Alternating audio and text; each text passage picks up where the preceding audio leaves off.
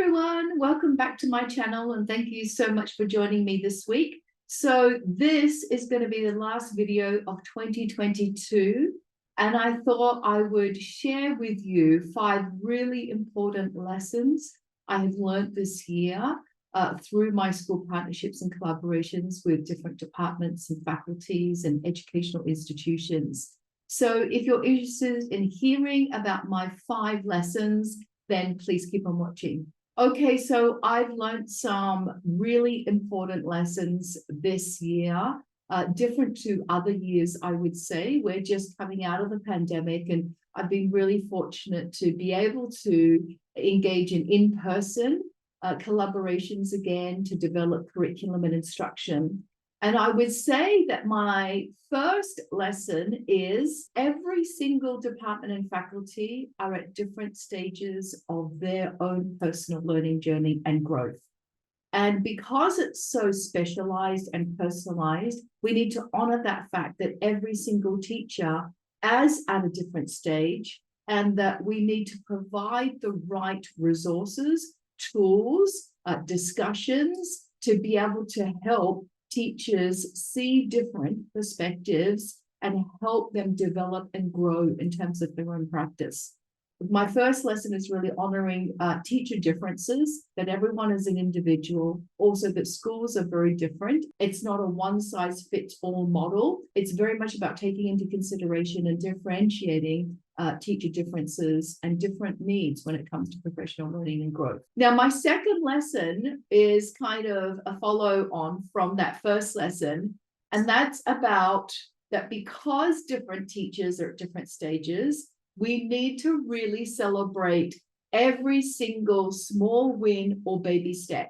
When we go through change, it is hard. We don't want to change. And so it's so important that any kind of baby step or transformation in teachers' practice has to be celebrated, no matter how big or how small.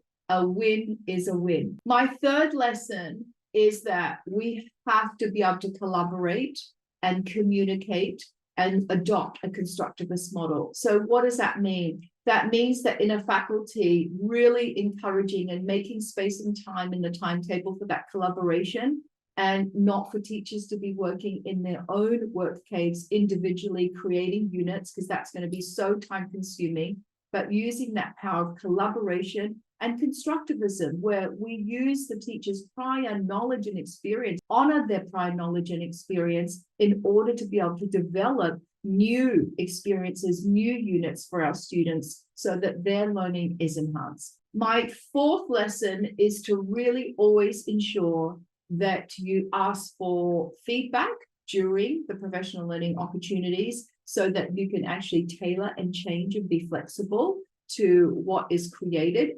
co-created, and also before always to take requests. So teachers will sometimes very much want to identify areas that they want to focus on.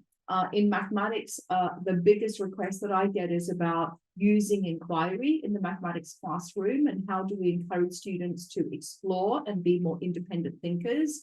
And so to utilize teachers' prior knowledge and experience to be able to build on new learning experiences that allow for those exploratory approaches for our students. And my last, probably most important lesson is just to enjoy what you do. Ensure that when you're unit planning, that you're choosing areas that you're passionate about, that you think the students would love to learn about.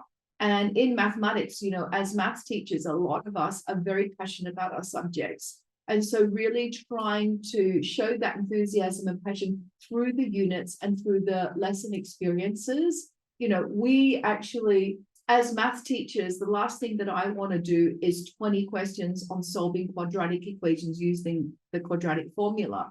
But let's try and create a situation. It doesn't have to be real life, but some kind of context and situation where students will be intrigued, they'll be motivated, they'll be engaged to want to be able to use the quadratic formula as an example in order to be able to solve a problem or a situation. So they're my 5 lessons that I've learned in 2022. They've been really fantastic lessons for me, I think. So it's contributed to my personal and professional growth. I want to wish everybody a wonderful new year. I think the whole world in 2022 was about healing and moving out of the pandemic. 2023 is only going to get better. So thank you so much for joining me this year. And I really hope to meet many of you in person in 2023. Bye.